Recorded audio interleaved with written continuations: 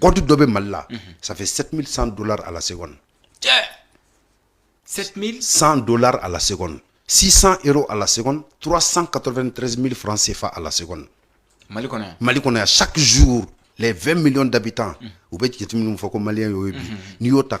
Tous les Maliens sont volés à la seconde à 393 000 francs CFA. Évasion fiscale, c'est fait.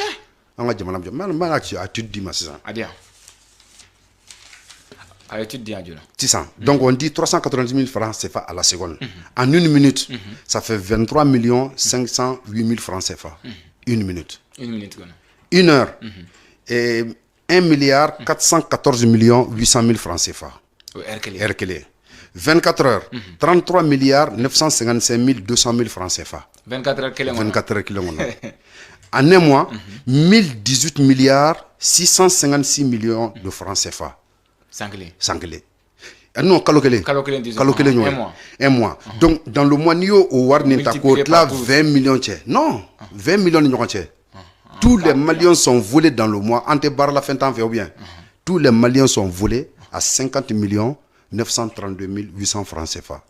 Quand on a jamana be biretour, quand on a jamana tanya to. Mais ni na follow nous nimbe choué parce que fama ñu de fina nga fama ba quand ça ñe ko ku fa banque mondiale ka wor dama mais ils savent pas que kololo de banque mondiale ka wor la. Ils savent pas que kololo de FMI ka wor la. Ils savent pas que kololo de multinationales ka investigation nga jamana ko no. Les ONG ou bien wor munye.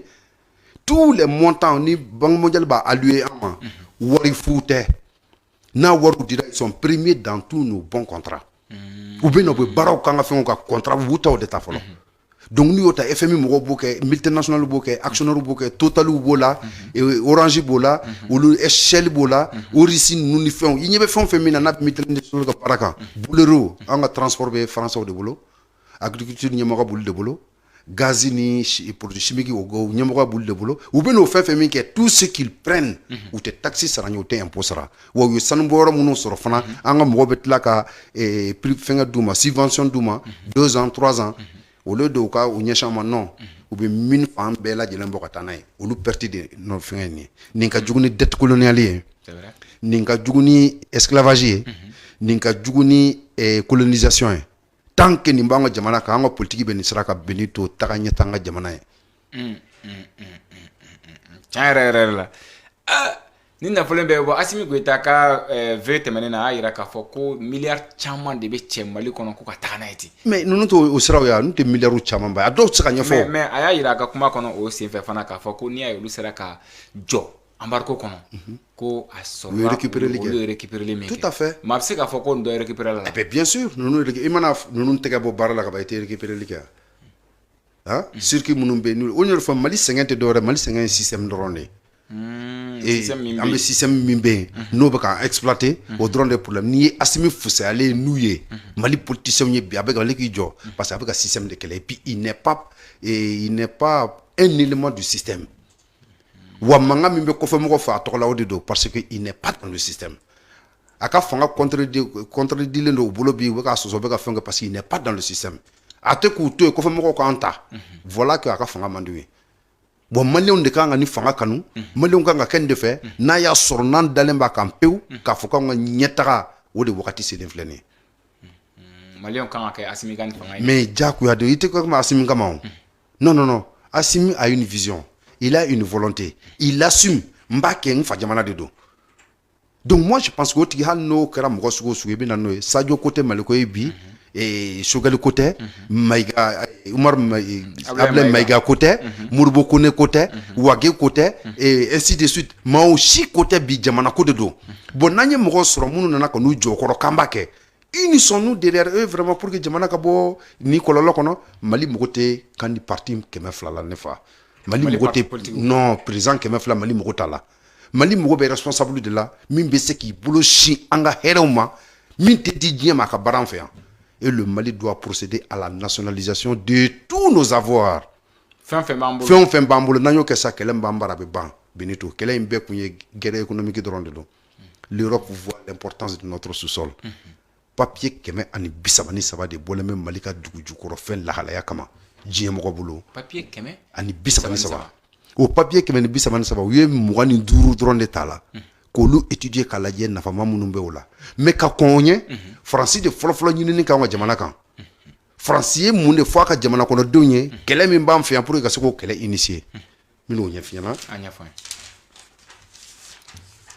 Maliyɛnw a ye nin video a y'a partager kosɛbɛ bawo jamana kuma ɲɛnamaw bɛ bɔ Isa da ka ɲɛfɔ maliyɛnw bɛɛ lajɛlen ɲɛna bɛɛ lajɛlen b'a dɔn bi sanuko min bɛ ni an b'a kɔnɔ lithium ko ni a pétrole ko a bɛɛ lajɛlen bɛ kɛ sababu ye de ka Mali jɔ jamanakuntigi Asimi Goyita y'a fɔ ko n'i y'a ye ale sera ka jɔ ka embargo tenni ko nafolo dɔw de bɛ ale olu bɔli bali. a ye bɔli bali donc faransi ye papier dɔ bɔ a fɛ a ka jamana kan a papier bɔra journal Le Monde de fɛ le 23 septembre 1957 yɔrɔ tɛ bi ye dɛ. 1957 san 1957 ani 7 a k'a fɔ a ka jamana kɔnɔdenw ye ko bon an ye ɲinini kɛ fɛngɛ na Afrique kɔnɔ dugu dɔ bɛ yen an ye fɛn dɔ y'a kan an bɛna kunnafoniya fɔ ye pour que an ka indépendance sɔrɔ k'an sen bɔ américains ka kɔlɔlɔ la k'an sen bɔ Angleterre ka kɔlɔlɔ la an ka jɔ n'an yɛrɛ ye o fana document min n'u y'o élaboré n b'o date fana di i ma min y'a to u ye nin loi ta ko bon k'u nana ka na ɲinini kɛ a dugu la fɛn dama dɔ bɛ yen n'an sera k'o yakubaya sɔrɔ k'an sigi ni dugu in kan k'a k'an ka jamana ye k'a k'an ka sɔrɔ sira ye anw ɲɔgɔn si tɛ kɛ diɲɛ kɔnɔ an bɛ bila 3e puissance énergétique de sɔrɔ ko dugu jumɛn k'an bɛna dugu kelen de fɔ a jamana kan dɛ Tombouctou dɔrɔn u ko Kidali mara kɔnɔ ko ji dɔ bɛ yen parce que diɲɛ bɛna gɛlɛya benni to sisan a tɛmɛ ji de bɛna kɛ diɲɛ source gɛlɛmanba ye ji min ta a tɛ sɔrɔ a tɛna sɔrɔ mais ko source dɔ bɛ yen dusu dɔ bɛ bɔ Mali kɔnɔ a bɛ 800 000 kilomètres de bolo ji de bɛ taa fɔ Éthiopie Gaddafi y'o ji de récupérer k'a ka désert bɛɛ kɛ nappe artificielle ye ka sɛnɛ k'a kɔnɔ a ji bɛ bɔ Mali de kɔnɔ Kidali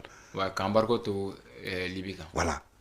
i y'a faamuya donc ko 50 milliards de mètres cubes d'eau douce de b'a kɔnɔ 50 milliards donc o bɔlen kɔfɛ ko ta bannen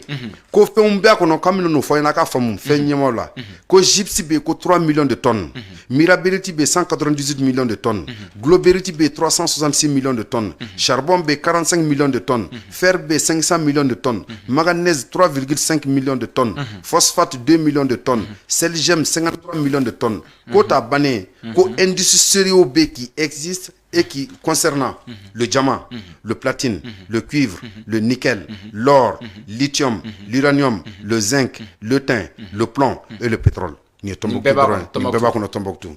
Olu ye ndefo ka mɔgɔ ye français loi dɔ voté la ko loi numéro 57-27 du 10 janvier 1957. Tombouctou, Gao, Gundam appartiennent à la France.